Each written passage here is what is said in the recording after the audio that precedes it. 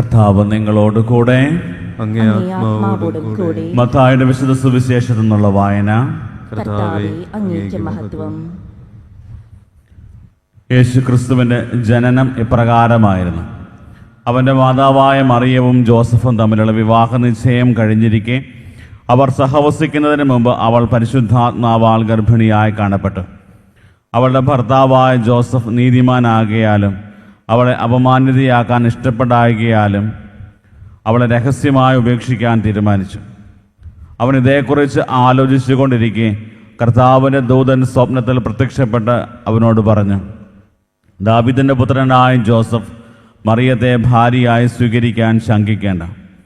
അവൾ ഗർഭം ധരിച്ചിരിക്കുന്നത് പരിശുദ്ധാത്മാവിൽ നിന്നാണ്. അവൾ ഒരു പുത്രനെ പ്രസവിക്കും. നീ അവന് യേശു എന്ന് പേരിടണം. എന്തെന്നാൽ അവൻ തൻ്റെ ജനത്തെ അവരുടെ പാപങ്ങളിൽ നിന്ന് മോചിപ്പിക്കും. കന്യക ഗർഭം ധരിച്ചൊരു പുത്രനെ പ്രസവിക്കും. ദൈവം നമ്മോട് കൂടെ എന്നർത്ഥമുള്ള ഇമ്മാനുവേൽ എന്ന് അവൻ വിളിക്കപ്പെടും എന്ന് കർത്താവ് പ്രവാചകൻ മുഖേന അരുളി ചെയ്തത് പൂർത്തിയാകാൻ വേണ്ടിയാണ് ഇതെല്ലാം സംഭവിച്ചത്. ജോസഫ് നിദ്രയിൽ നിന്ന് ഉണർന്ന് കർത്താവിൻ്റെ ദൂതൻ കൽപ്പിച്ചതുപോലെ പ്രവർത്തിച്ചു. അവൻ തൻ്റെ ഭാര്യയെ സ്വീകരിച്ചു. കർത്താവിൻ്റെ സുവിശേഷം. ക്രിസ്തുവേ, അങ്ങേക്ക് സ്തുതി. ഈശോമിശിഹായിൽ ഏറ്റവും അധികം സ്നേഹിക്കപ്പെടുന്ന പ്രിയ മാതാപിതാക്കളെ, സഹോദരി സഹോദരങ്ങളെ, ഈശോയുടെ ജനന തിരുനാളിന് വേണ്ടി നമ്മൾ ഓരോരുത്തരും ഒരുങ്ങിക്കൊണ്ടിരിക്കുകയാണ്.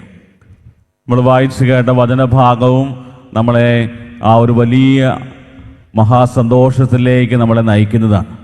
മത്തായിയുടെ സുവിശേഷം 1-ാം അധ്യായം 18 മുതലുള്ള തിരുവചന ഭാഗങ്ങൾ നമ്മൾ ധ്യാനിക്കുമ്പോൾ യേശുക്രിസ്തുവിൻ്റെ ജനനത്തെക്കുറിച്ചുള്ള കാര്യമാണ് കൃത്യമായിട്ടും പറയും. ഈശോയുടെ ജനനം എപ്രകാരമായിരുന്നുവെന്നും തിരുക്കുടുംബത്തിന് എന്തുമാത്രം കഷ്ടതകളും വേദനകളും നൊമ്പരകളും ഒക്കെ സഹിക്കേണ്ടതായിട്ട് വന്നു ഈശോയെ ലോകത്തിലേക്ക് കൊടുക്കാൻ എന്നുള്ളത് കൃത്യമായി നമുക്ക് മനസ്സിലാക്കാൻ സാധിക്കും. നമ്മൾ വായിച്ചു കേട്ട സുവിശേഷ ഭാഗത്ത് പ്രധാനമായിട്ടും തിരുവചനം നമ്മുടെ മുമ്പിലേക്ക് കൊണ്ടുവരുന്ന ഒരു പ്രധാന ഒരു വ്യക്തിത്വമാണ് തിരുക്കുടുംബത്തിലെ യൗസേപ്പ് പിതാവ്. തൻ്റെ ജീവിതത്തിലേക്ക് സംഭവിച്ച ഓരോ കാര്യങ്ങളും അത് ദൈവിക പദ്ധതിയുടെ ഭാഗമാണെന്ന് മനസ്സിലാക്കി ദൈവഹിതത്തിന് പൂർണ്ണമായി കീഴ്വഴങ്ങിയ യൗസേപ്പ് പിതാവിനെ നമുക്ക് കാണാൻ പറ്റും. നമ്മുടെയൊക്കെ ജീവിതങ്ങളിലേക്ക് ആഴത്തിലിറങ്ങിയ ഒരു വിശുദ്ധനാണ്. അത്രമാത്രം വിശുദ്ധിയോടുകൂടെ ആ ക്രിസ്തുവിനെ ലോകത്തിലേക്ക് നൽകുവാനും ദൈവിക പദ്ധതിയോട് ചേർന്ന് നിൽക്കുവാനും യൗസേപ്പ് പിതാവിന് സാധിച്ചു. വചനം നമ്മൾ വായിക്കുമ്പോൾ നമുക്ക് മനസ്സിലാകുന്ന ഒരു കാര്യമാണ്, ഒരു കാര്യവും സംസാരിക്കാതെ വളരെ നിശബ്ദനായിരുന്ന യൗസേപ്പ് പിതാവിനെ കാണാൻ പറ്റും. എന്നിട്ടും നമ്മുടെയൊക്കെ ജീവിതത്തിലേക്ക് ഇത്രമാത്രം ആഴത്തിൽ സ്വാധീനം ചെലുത്തുവാനായിട്ട് വിശുദ്ധ യൗസേപ്പ് പിതാവിന് സാധിച്ചു.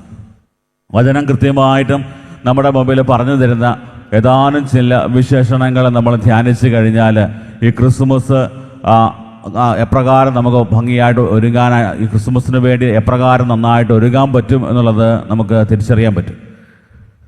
ഒന്നാമതായിട്ട് വചനം തരുന്ന ഏറ്റവും പ്രധാനപ്പെട്ട ഒരു സവിശേഷം അല്ലെങ്കിൽ വിശേഷണം എന്ന് പറയുന്നത് യൗസേപ്പ് പിതാവ് നീതിമാനായിരുന്നു എന്ന് പറയും.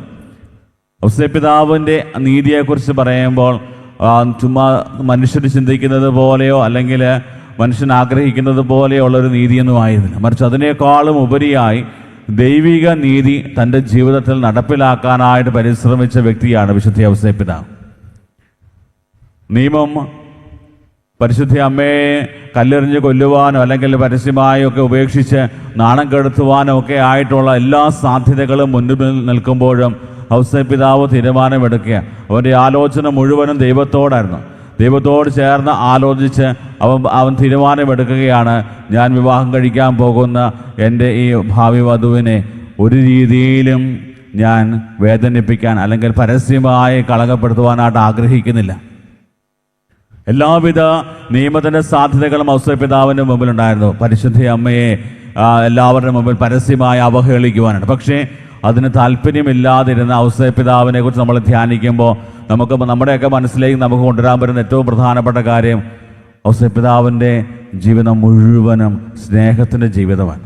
ഇതുപോലെ ഒരാളോട് സ്നേഹം ഉണ്ടെങ്കിൽ മാത്രമേ മറ്റുള്ളവരോട് നമുക്ക് കരുണ കാണിക്കാനും നീതി കാണിക്കാനും പറ്റത്തുള്ളൂ. യൗസേപ്പ് പിതാവിൻ്റെ ജീവിതത്തിൽ ഉണ്ടായിരുന്ന ഏറ്റവും വലിയൊരു കാര്യമാണ് പരിശുദ്ധ അമ്മയ്ക്ക് ഞാൻ മൂലം ഒരു കുറവും ഉണ്ടാകാൻ പാടില്ല, ഒരു വിഷമവും ഉണ്ടാകാൻ പാടില്ല. അപ്രകാരം ചിന്തിച്ച ഔസേപ്പ് പിതാവ് നീതിപൂർവ്വം പെരുമാറിയത് കൊണ്ട് വചനം ഔസേപ്പ് പിതാവിന് നൽകുന്ന ഒരു പ്രധാന ഒരു വിശേഷണമാണ് അവൻ നീതിമാനായിരുന്നു. രണ്ടാമതായിട്ട് ഔസേപ്പ് പിതാവിൽ നമ്മൾ കാണുന്ന ഒരു പ്രധാനപ്പെട്ട കാര്യമാണ് ഒരു വലിയ ആത്മീയതയുടെ ആഴത്തിൽ ചരിച്ചിരുന്ന ഒരു വ്യക്തി, ഒരു സ്പിരിച്വൽ പേഴ്സൺ, ഒരു വലിയ ആത്മീയത ഉള്ളിൽ കൊണ്ടു നടന്നിരുന്ന ഒരു വ്യക്തിയായിരുന്നു ഔസേപ്പ് പിതാവ്. ഇത് പറയാൻ കാരണം എന്താണെന്ന് വെച്ച് കഴിഞ്ഞാൽ നമ്മൾ വചനം വായിക്കുമ്പോൾ നമുക്ക് മനസ്സിലാകും ഔസേപ്പ് പിതാവിൻ്റെ ജീവിതത്തിലെ ഏറ്റവും പ്രധാനപ്പെട്ട കാര്യം അവൻ്റെ ജീവിതത്തിൽ ദൈവം അവന് വെളിപ്പെടുത്തി കൊടുത്ത എല്ലാ കാര്യങ്ങളും അത് ഹൃദയത്തിലേക്ക് ഏറ്റെടുക്കുവാൻ അവൻ തയ്യാറായി. കർത്താവേ, നീ എൻ്റെ ജീവിതത്തിലേക്ക് എന്ത് നൽകിയാലും അത് സ്വീകരിക്കാൻ ഞാൻ തയ്യാറാണ്, അത് നിർവഹിക്കാൻ ഞാൻ ബാധ്യസ്ഥനാണ് എന്ന് പറഞ്ഞ് ദൈവഹിതത്തിന് പൂർണ്ണമായി കീഴ്വഴങ്ങുന്ന ഔസേപ്പ് പിതാവിനെ കാണാൻ പറ്റും. ഇന്ന് നമ്മളെല്ലാവരും തന്നെ ചിലപ്പോൾ ചെറിയ തോതിലാണെങ്കിൽ പോലും അഹങ്കരിക്കാറുണ്ട്. ഞങ്ങളെല്ലാ ദിവസവും പള്ളിയിൽ പോകുന്നവരാണ്, പ്രാർത്ഥിക്കുന്നവരാണ്, ഒത്തിരി ആത്മീയ അഹങ്കാരത്തോടെ നമ്മൾ ആത്മീയത കൂടുതലുള്ളവരാണ് എന്നൊക്കെ അഹങ്കരിക്കുമ്പോഴും ചെറിയൊരു പ്രശ്നം വന്നു കഴിയുമ്പോൾ നമ്മുടെ ആത്മീയതയും നമ്മുടെ ബോധ്യങ്ങളൊക്കെ പലപ്പോഴും നമ്മൾ മാറ്റിവെക്കാറുണ്ട്. ഔസേപ്പ് പിതാവ് എടുത്ത തീരുമാനം ഇതായിരുന്നു, എൻ്റെ ജീവിതത്തിലേക്ക് ദൈവം തരുന്നതെല്ലാം എൻ്റെ നല്ലതിനും ലോകത്തിൻ്റെ നന്മയ്ക്കും വേണ്ടിയാണ്. അത് പൂർണ്ണമായി മനസ്സിലാക്കിക്കൊണ്ട് എന്താണോ ദൈവം എന്നിൽ നിന്ന് ആഗ്രഹിക്കുന്നത് അത് പൂർത്തിയാക്കാൻ ഞാൻ തയ്യാറാണ് എന്നൊരു തീരുമാനമെടുത്തു. ഔസേപ്പ് പിതാവിൻ്റെ ജീവിതത്തിലെ ഏറ്റവും പ്രധാനപ്പെട്ട ഒരു സവിശേഷതയായിരുന്നു അത്. മൂന്നാമതായിട്ട് ഔസേപ്പ് പിതാവിൻ്റെ ജീവിതത്തിൽ പ്രധാനമായും കാണുന്ന ഒത്തിരി സ്വപ്നങ്ങൾ കാണുമായിരുന്നു. നമ്മൾ രാത്രിയിൽ കിടന്നുറങ്ങുമ്പോൾ കാണുന്ന സ്വപ്നങ്ങളല്ല, മറിച്ച് ഔസേപ്പ് പിതാവിൻ്റെ സ്വപ്നങ്ങൾ എന്ന് പറയുന്നത് പ്രാർത്ഥനയിൽ ദൈവിക വെളിപ്പെടുത്തലുകൾ ലഭിച്ച ഓരോ ദൈവദർശനങ്ങളായിരുന്നു. അത് പ്രാർത്ഥിക്കുമ്പോൾ നമുക്ക് ലഭിക്കുന്ന ആ വലിയ ദർശനങ്ങൾ നമ്മുടെ ജീവിത സാഹചര്യത്തിൽ നമുക്ക് എന്ത് ചെയ്യാൻ പറ്റും, എങ്ങനെ പ്രതികരിക്കണം, ജീവിത സാഹചര്യങ്ങളെ എങ്ങനെ നേരിടണം എന്നുള്ളത് ദൈവം വെളിപ്പെടുത്തി തരുന്ന ദർശനങ്ങളായിരുന്നു ഔസേപ്പ് പിതാവിൻ്റെ ഓരോ സ്വപ്നങ്ങളും. നമ്മൾ രാത്രി കിടന്നുറങ്ങുമ്പോൾ നമുക്ക് നമ്മളെ പേടിപ്പെടുത്തുന്ന സ്വപ്നങ്ങളൊക്കെ കണ്ടു എന്ന് പറഞ്ഞ് ഒത്തിരിയേറെ ആളുകൾ വരാണ്. അങ്ങനത്തെ സ്വപ്നങ്ങളല്ല, മറിച്ച് ഞാൻ എൻ്റെ ജീവിതത്തിൽ ദൈവം വെളിപ്പെടുത്തി തരുമ്പോൾ ഞാനത് ഉടനടി പ്രവർത്തിക്കേണ്ട ഓരോ കാര്യങ്ങളും എൻ്റെ ജീവിതത്തിലേക്ക് ദൈവം വെളിപ്പെടുത്തി തന്നതാണ് എന്ന് പൂർണ്ണബോധ്യത്തോടു കൂടെയാണ് ഔസേപ്പ് പിതാവ് അതിനെയൊക്കെ സ്വീകരിച്ചത്. പ്രിയപ്പെട്ടവരെ, നമ്മുടെയൊക്കെ ജീവിതത്തിലും പ്രാർത്ഥനയിൽ ദൈവത്തോട് ചേർന്നിരിക്കുമ്പോൾ, ദൈവത്തോട് ഐക്യപ്പെട്ടിരിക്കുമ്പോൾ നമുക്ക് ലഭിക്കുന്ന ഏറ്റവും വലിയ ഒരു പ്രത്യേകതയാണ് നമുക്ക് ജീവിത സാഹചര്യത്തിൽ എന്ത് ചെയ്യണം, എങ്ങനെ ചെയ്യണം എന്നുള്ള കാര്യം ദൈവം നമുക്ക് വെളിപ്പെടുത്തി തരിക. അതിന് മറ്റൊരു പേരാണ് ദൈവിക ജ്ഞാനം. ദൈവിക ജ്ഞാനത്താൽ നമ്മൾ നിറയുമ്പോഴാണ് നന്മ എന്താണ് എന്നും തിന്മ എന്താണെന്നും തിരിച്ചറിഞ്ഞ് നന്മയെ മുറുകെ പിടിക്കുവാനും തിന്മയെ ഉപേക്ഷിക്കുവാനും നമുക്ക് സാധിക്കുന്നത്. അതിന് നമ്മളെ സഹായിക്കുന്ന ഒരു പ്രധാനപ്പെട്ട ഒരു ഘടകമാണ് ദൈവവചനത്തോടുള്ള തീവ്രമായ അഭിനിവേശം. ജ്ഞാനത്തിൻ്റെ പുസ്തകം പറയുന്നുണ്ട്, എൻ്റെ വചനത്തോട് തീവ്രമായ അഭിനിവേശം പുലർത്തുന്നവന് ദൈവിക ജ്ഞാനം ലഭിക്കും.